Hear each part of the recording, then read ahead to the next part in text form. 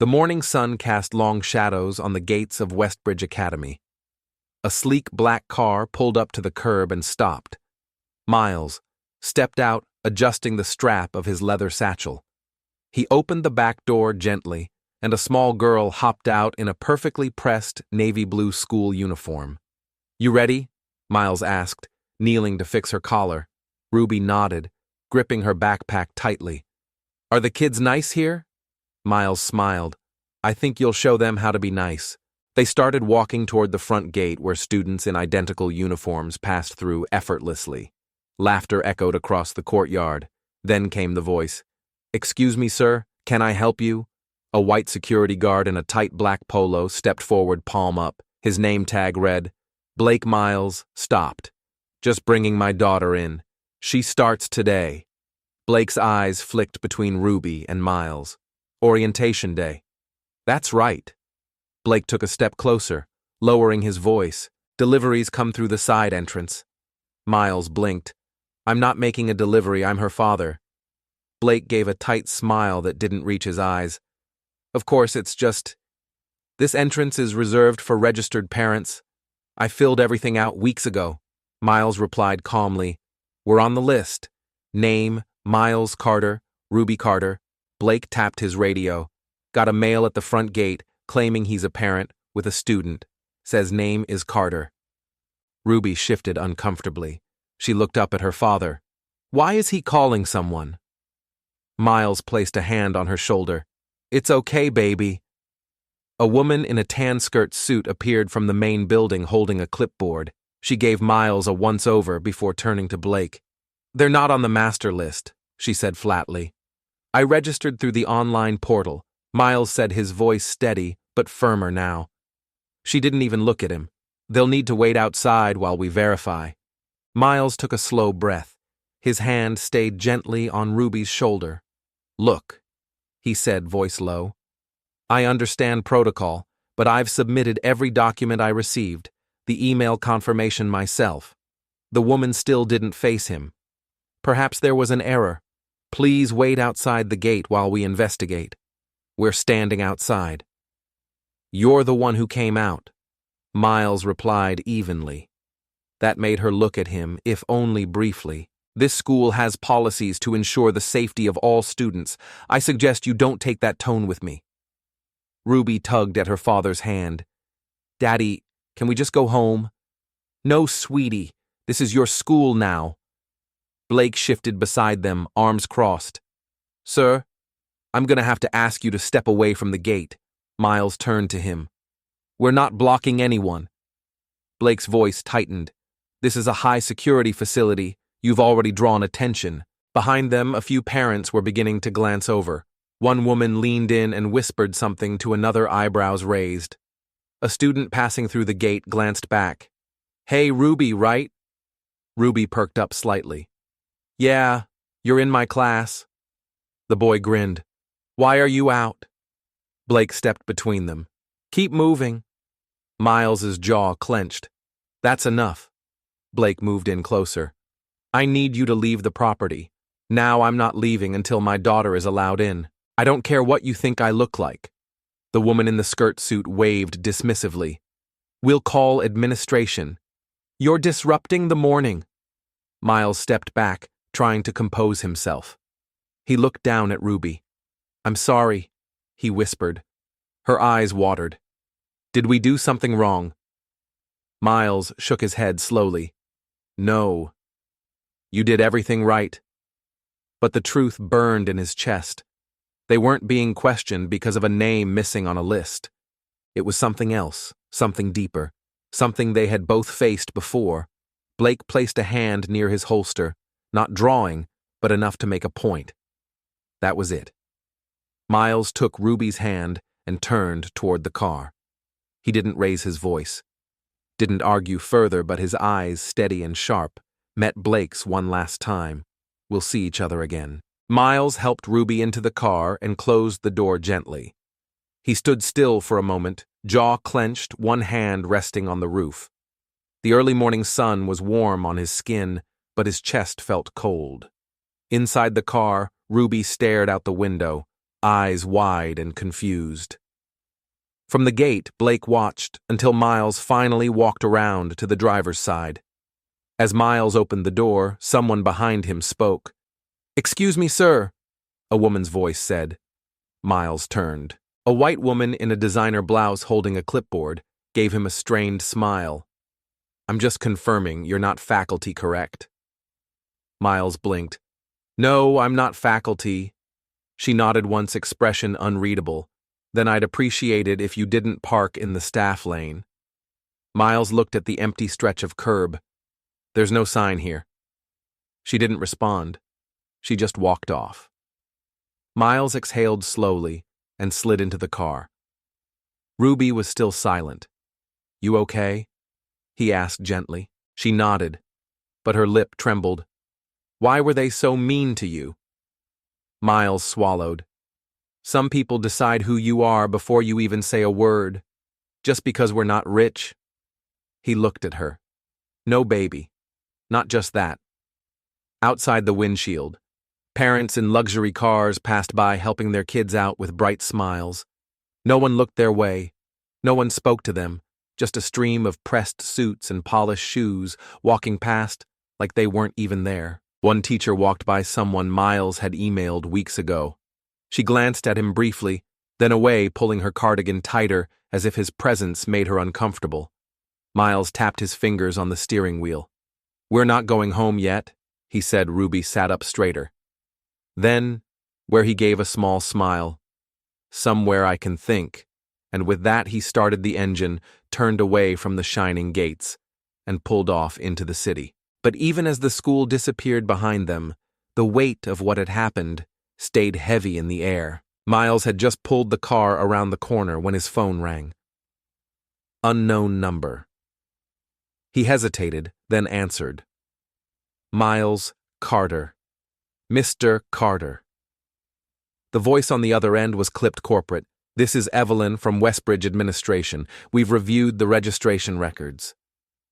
Your daughter's name doesn't appear in the confirmed system. Are you sure you completed enrollment?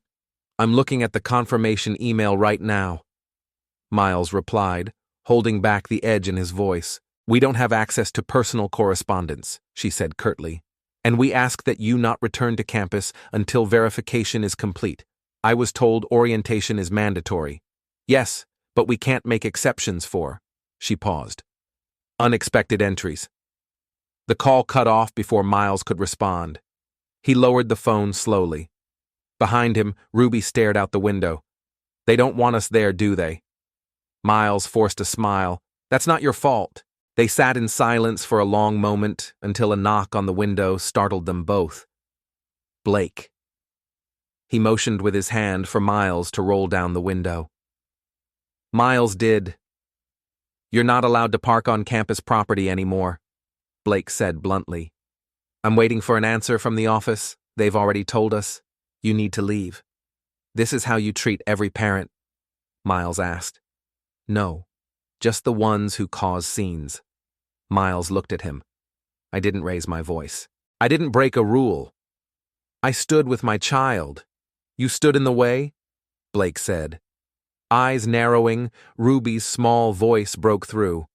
"Why is he being mean to you?" Blake blinked, caught off guard. Miles turned to his daughter, because sometimes doing the right thing still makes people uncomfortable. He looked back up at Blake. "We'll leave, but this isn't the last time you'll see me."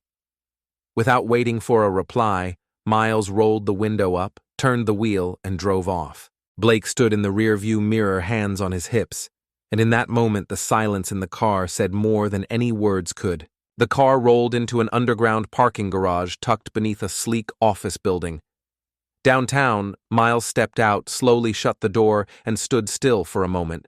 The quiet hum of city traffic above barely reached this depth. He pulled out his phone, dialed a number from memory. The call connected. "This is Carter," he said flatly. "Status." A woman's voice answered, crisp and professional. "Exactly what we predicted," he replied. "Security profiled me at the gate. Administrative staff dismissed me. One teacher wouldn't even look me in the eye." There was a pause. "Then you want to move forward with the reveal?" Not yet, he said. I want to see how deep it runs. You were humiliated in front of your daughter. I know, Miles said quietly. But she needed to see what power looks like when it's quiet and what silence reveals. Another pause. The boardroom is ready. You say the word, we act. Give me 48 hours, and if things escalate, they won't, he said, because I'll be the one escalating. He hung up, stood still. His reflection in the side of the car stared back, tired eyes, straight spine, clenched jaw. The suit would come later. For now, he stayed the part. Miles turned and walked toward the elevator. Each step echoed across the concrete. Back at the school, they thought they'd seen the end of him. They were wrong. At 8:02 a.m., a surprise email hit every department head's inbox. Subject: immediate leadership briefing. Mandatory attendance, location conference hall. B, time 9:00 a.m. No explanation. No sender name. Only the logo of Edvera Education Group, recently rumored to be expanding. Principal Leanne Harris was already pacing when the room filled. Blake stood in the back. Nina, the admissions officer, slid into a seat near the door. Whispered theories buzzed across the room. At 9:01, the side door opened. A man in a tailored black suit walked in, slow and steady, white shirt, polished shoes, no hesitation. Blake's face went pale. Nina dropped her pen. Principal Harris stood. "Excuse me, sir, this meeting is for board level." "I know," the man said calmly. "I called it." He walked to the head of the table. A second figure entered behind him, a legal representative holding a thick envelope. The woman spoke effective immediately. Edvera Education Group has assumed operational control of Westbridge Academy. This is your new executive chairman. She laid the packet down, at the top, bold and unmistakable, Miles Carter, executive chairman, Edvera Group. Silence. No one moved. Miles looked across the table, eyes scanning each face like a quiet verdict. Nina stood, voice shaking. There must be some mistake. Miles didn't blink. There was. "You made it," Blake muttered. "You were just but couldn't finish." Miles stepped closer. "I walked through your gates as a father. You treated me like a threat. You dismissed my daughter without a second glance." He let the words sink in. "I'm not here for an apology," he added. "I'm here for accountability." Then he sat, calm, unshaken. And everyone else suddenly realized the real test had just begun. The meeting room was colder than usual. The blinds were half closed. The air smelled faintly of old coffee and nerves. Blake was the first to arrive. He stood near the window, arms crossed, eyes restless. Nina came next, clutching a tablet to her chest, like a shield. Principal Harris walked in quietly and took the center seat, her lips a tight line. At exactly 2:00 p.m., the door opened. Miles entered. He didn't raise his voice, didn't even sit down right away, just walked calmly to the head of the table, placed a single file folder on the desk, and looked up. "Let's get to it," he said. No one responded. He turned to Blake first. "Mr. Blake, remind me what you said at the gate last Monday morning." Blake shifted in his chair. "Sir, I—" "Your exact words," Miles pressed. Blake swallowed. "I asked you to leave the property, because I brought my daughter to school." Blake nodded. "I didn't know. I wasn't asking if you knew who I was. I'm asking why you treated me like a trespasser." Blake didn't answer. Miles moved on. "Ms. Nina, you looked directly at me and said we weren't on the list." She nodded, eyes low. "It's standard procedure. You didn't even double-check. You judged based on appearance." Her voice was soft. It wasn't personal. It was systemic. Miles said, voice still calm but cutting, "That's worse." Around the table, no one spoke. No one even breathed too loudly. Miles took a seat. "I came here to observe what I saw was a culture built on assumption and arrogance that ends today." He glanced at his watch. "This meeting will be short." And for the first time since the school opened its gates that morning, No one dared interrupt him. Miles leaned forward, fingers laced on the table. He turned his gaze back to Blake. You didn't just stop me. You stood between a father and his child, then tried to justify it with a clipboard and a badge. Blake stiffened. You were unregistered. That was my instruction. No. Miles replied. Your instruction was to keep this school secure, but you weren't securing it. You were controlling who you thought belonged. Blake's mouth opened, then closed again. Miles didn't wait. He turned to Nina. You knew who I was 2 days later. Still, you didn't reach out. No call, no clarification, no apology, nothing. Nina looked up, her voice cracked. I was embarrassed. Miles nodded slowly. So was my daughter. He scanned the table. Embarrassment is temporary, but the silence you all chose after, that's what lasts. Principal Harris cleared her throat. Mr. Carter? I assure you? No need to assure me, Miles said, holding up a hand. You had your chance to lead. You didn't. You had every opportunity to ask questions. You didn't. A heavy pause. Then he stood. As of this moment, Mr. Blake and Ms. Nina are suspended, pending external review. A third-party evaluation of staff conduct will begin tomorrow. Gasps around the table. Blake rose halfway from his chair. You're suspending me over what Miles met his eyes, over what you chose not to see, Nina whispered. This is too far. Miles turned to her gently. Too far. I walked away from your gate in silence. I didn't shout. I didn't threaten. I gave you time to show growth. You chose comfort instead. No one spoke. He looked to Harris. You'll remain in your position for now, but we will have a separate conversation. Privately. She nodded, eyes clouded. Miles let the silence stretch. Then I didn't come here to clean up. I came here to change how this place breathes. He picked up his folder, buttoned his coat, and turned to leave. As he reached the door, he paused. And change always starts by clearing the dust. He walked out, and the only sound left in the room was chairs creaking under the weight of consequence. The next morning, the school felt different. There were no security guards at the gate, no hushed whispers in the hallways, only the soft squeak of shoes against tile and the occasional sound of chairs shifting in classrooms. Blake and Nina's offices were locked. Outside the admin wing, a notice was taped neatly to the glass. Effective immediately, a review of school practices is underway. All students and parents are encouraged to share feedback in confidence. Executive office, inside the boardroom. Miles sat across from Principal Harris. She kept her voice steady. I've been here 12 years, I know, Miles replied. You've built structure, routine, prestige. She lowered her eyes, but not respect, not where it matters. Miles gave a small nod. You still have a place here. If you're ready to lead differently. Her shoulders dropped some tension, finally leaving her frame. I am. Miles stood. Then we moved forward. By afternoon, the courtyard was filled with students cleaning up from a postponed event. Folding chairs clanked, banners fluttered, half-hung, a few parents helped. Near the back door, Ruby stood beside a boy in a wrinkled uniform. Tyler, the same boy who had once been scolded for a missing tie.